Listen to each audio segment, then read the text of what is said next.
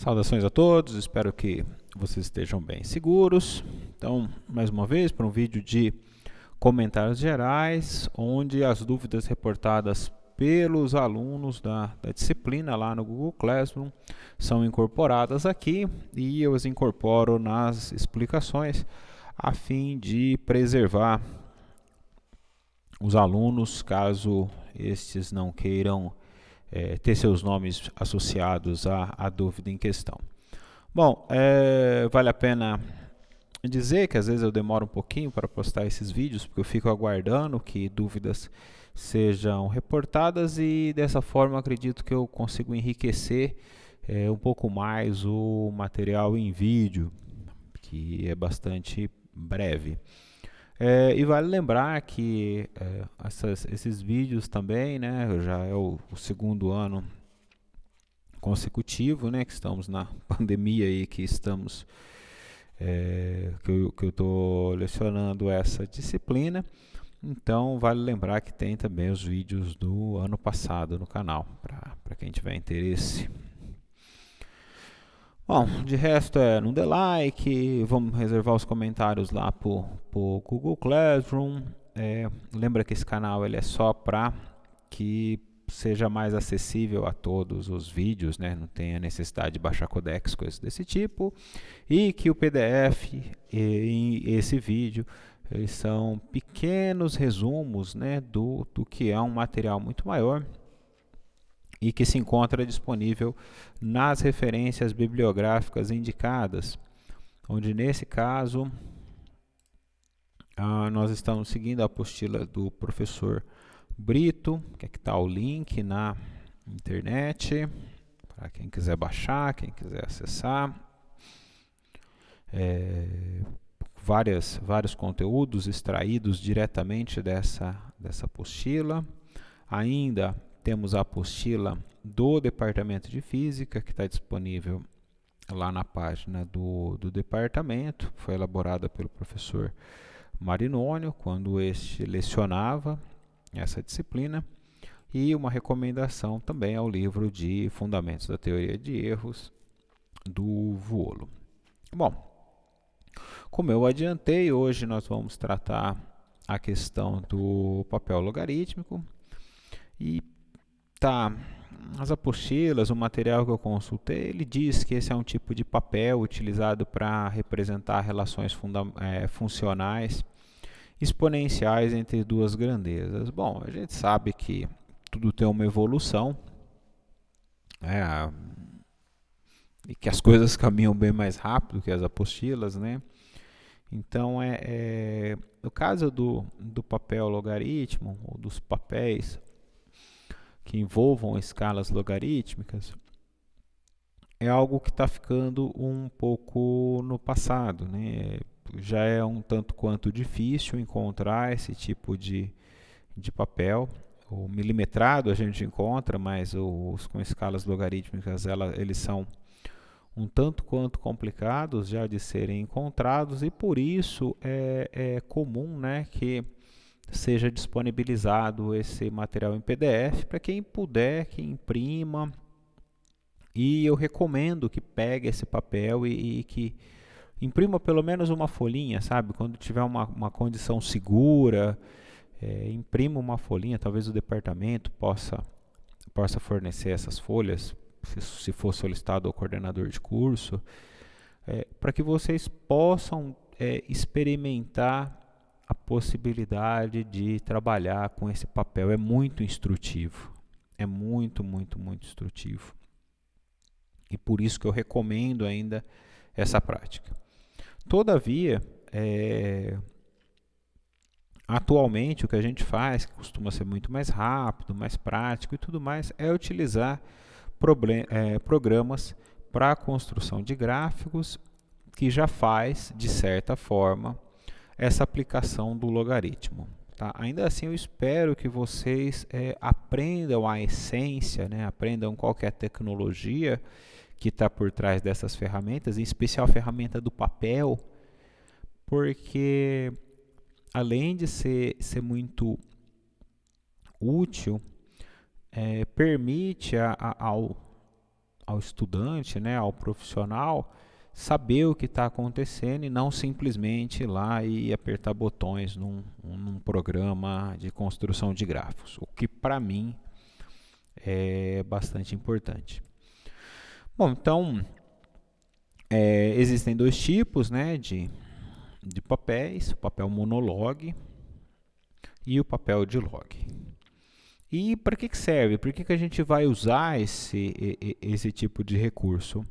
Porque às vezes quando a gente faz um gráfico num papel milimetrado, às vezes ele não ajusta a uma reta, né? Às vezes ele se ajusta a uma curva. E com o uso desses outros papéis, a gente pode obter uma linearização e aí estabelecer a relação entre as grandezas. Tá? Então, por isso que eles são bem interessantes para a gente. Né? Relações importantes da física foram obtidas experimentalmente por esse processo. Bom, hoje a gente trata o papel monologue. Então, o papel monologue ele tem o eixo X com escala linear. Na verdade, a gente vê ele primeiro porque ele é o mais simples, né? Então, ele tem o seu eixo X em escala linear. E o eixo Y ele segue uma escala logarítmica. E esse papel ele vai ser utilizado para expressar relações funcionais do tipo y igual a BA elevado a CX, que é o que está apresentado na equação 1 e que eu destaco com um retângulo em vermelho aqui. Vamos ver, vermelho, né? Vermelho. Às vezes, quem assistiu os vídeos do ano passado vai ver que toda vez que eu falo vermelho ele aparece em azul, mas eu aprendi qual era o meu erro na configuração do programa. Bom, vamos lá. Então, y é igual a b a elevado a cx, onde a é uma constante, pode ser uma constante qualquer. Opa, a é um número qualquer, desculpa. A é um número qualquer, está aqui. E B e C, B e C são constantes. Todavia, na física, é conveniente a gente empregar o número racional E, que é 2.718281, blá, blá, blá, blá, e esses números vão lá, ele é irracional, né? No lugar de A. Esse número também é chamado de número de Euler, em homenagem a Leonhard Euler. Provavelmente vocês vão escutar bastante sobre Euler no curso de séries, sequências e equações diferenciais ordinárias e também no curso de Física Matemática 1. Ou também ele é referenciado por número de Napier, ou Napier, ou Neperiano, em homenagem a John Napier. E, de novo, todas essas referências são para que vocês possam encontrar outros materiais, tanto na internet como em livros, enciclopédias e tudo mais, para poder buscar um pouquinho mais a importância dessas pessoas e um pouco da história de como que surge. Né? Só para ilustrar, esse número neperiano ele é extremamente importante, especialmente para tratar relações de crescimento, mas são coisas que vocês vão ver futuramente, não vou adiantar aqui, a fim de não confundi-los. Ok? Então, dessa maneira, aquela relação que estava escrita na equação 1, substituindo então no lugar de A o número neperiano, a gente acaba tendo a equação 2, né, y igual a b, o neperiano de c neperiano elevado a cx. Então, aqui, eu vou tentar dar um zoom aqui para ficar melhor para a gente, facilitar a visualização. Esse é um exemplo de papel monologue. Okay? Aqui poderiam ter falado, poderia ter pegado um trecho menor e tudo mais, mas eu acabei pegando um trecho grande para que a gente pudesse poder visualizar adequadamente uma década. Então, inicialmente, vamos dar uma olhada no eixo X, né? A gente percebe que esse eixo continua seguindo uma escala linear, tá vendo? Os espaçamentos, eles são de mesmo tamanho, tá? Uma coisa que eu vou chamar a atenção aqui é, começando em 0, né, no eixo X, ou seja, praticamente o mesmo do que a gente tinha aqui nesse eixo X, para o que a gente tinha para o papel milimetrado. Já no caso do eixo Y, é como se a gente tivesse aplicado uma função logarítmica. Então, a gente pode perceber que esses espaços aqui, né, ó, de 1 para 2, de 2 para 3, 3 para 4, 4 para 5, 5 para 6, 6 para 7, eles vão diminuindo. Tá? Por quê? Porque eles estão seguindo uma escala logarítmica. Aqui vale como sugestão para vocês. Pega aquele programa de gráfico que você está ficando, aquele programa de construção de gráfico que você está ficando especialista, está treinando, está testando, está fazendo as atividades e construa com ele um gráfico de uma função logarítmica e veja como que é o crescimento dessa função. E aí eu fico à disposição para a gente discutir nas aulas de dúvidas. Bom, então aqui a escala, o eixo Y, ele está seguindo um espaçamento, né, como se eu tivesse aplicado um logaritmo. Essas diferenças, né, de 10 elevado a n até 10 elevado a n mais 1, né, é o que a gente conhece como década, e o que eu chamei a atenção foi que aqui nota-se que, na hora que a gente aplica o logaritmo, a gente tem o nosso valor começando em 1, e se a gente tivesse indo uma década para trás, né, não seria 0. Seria 0,1. Mas vai se perguntar, mas por que isso acontece, né? Porque, por exemplo, se eu tomar uma base 10, 10 elevado a 0 é que me daria o número 1. Então, aqui o que eu tenho é o log de 1. Acho que assim fica fácil de visualizar essa brincadeira, né? E qual que é a mágica que esse cara faz? A mágica é o seguinte: quando eu for pegar e fazer uma aquisição de pontos no meu experimento, o que eu vou fazer é simplesmente pegar os pontos que eu tenho marcado. Por exemplo, vamos supor que eu peguei x lá para x igual a 10. Deixa eu tentar aumentar um pouquinho mais aqui para ficar mais visível. Então, para x igual a 10, na minha tabela eu obtive um valor igual a 2. Então, eu simplesmente venho e marco o meu ponto aqui.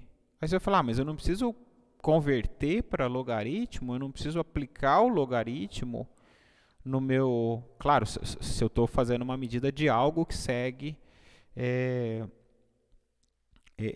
uma expressão desse tipo, né? Uma relação desse tipo. Tipo a equação 2. Não, eu teria que aplicar o logaritmo na coluna da minha tabela se eu estivesse tentando linearizar ela no papel milimetrado. Mas aqui é como se o papel já fizesse a conta para mim. É como se eu não pudesse dispor de uma calculadora ou de um smartphone com calculador ou algo do tipo, e aí o próprio papel ele está fazendo vamos dizer assim, esse papel simplesmente ele tem essa tecnologia de fazer essa mudança, né? Essa mudança na escala, essa continha, vamos supor assim, entre parênteses, para mim.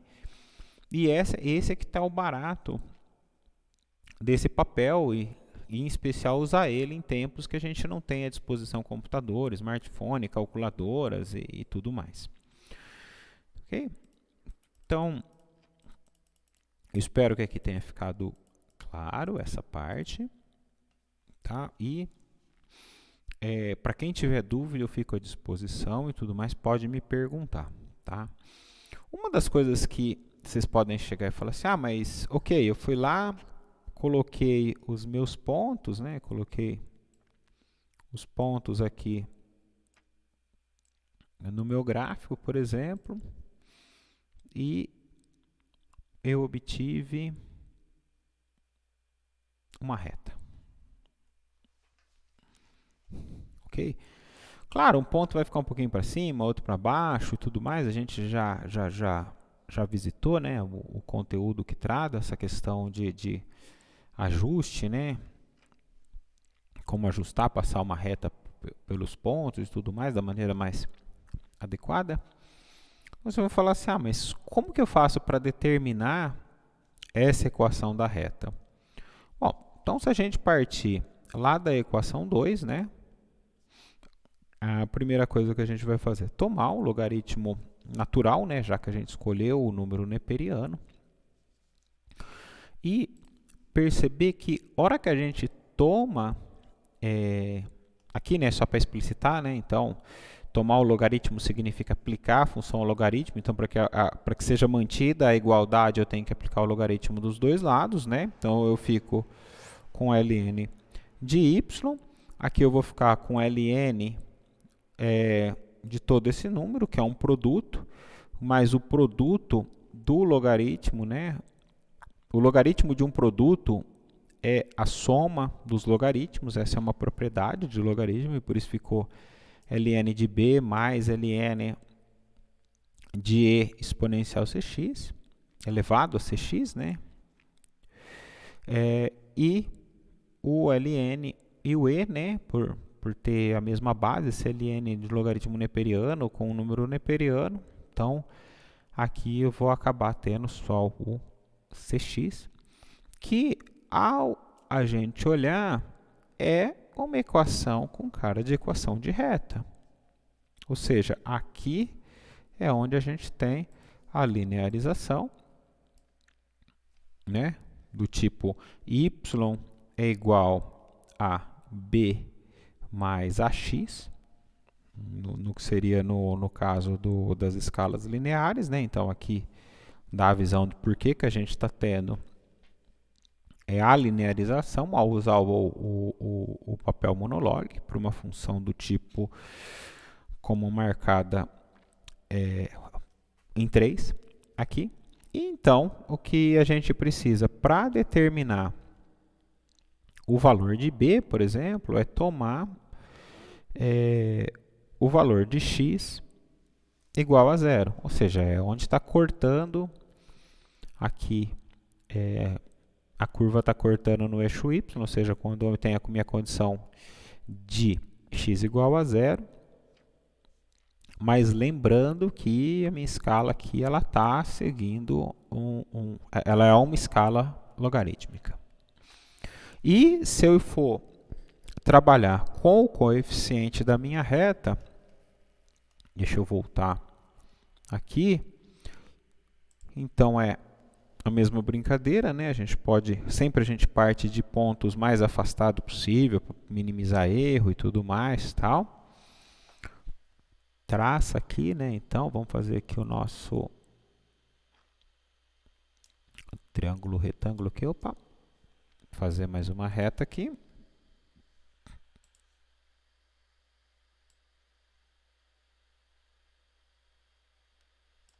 Aqui. E perceba que dessa forma essa distância essa distância aqui, né? Ela vai ser a diferença, né, do meu logaritmo de ln2 ln1, né?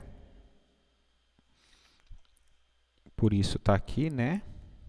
Na equação 7, ln de y2 menos ln de y1. Todavia, aqui no x, a minha escala segue linear. Então, aqui eu vou fazer x2, deixa eu pegar ela bem aqui, ó. x2 menos x1. E, ou seja, dessa forma, com dois pontos escolhidos, né, x1, y1 e x2, y2, eu consigo encontrar a minha equação da reta e depois basta substituir, né, que na equação 3, né, o c que a gente encontrou e o b que a gente encontra aqui. Bom, eu espero que tenha ficado claro para todos. Tem atividade com exercícios, né, envolvendo esse tipo de papel. Vocês podem bolar também seus próprios exercícios para treinar e tudo mais, e eu fico à disposição. Então, até a próxima e felicidades a todos.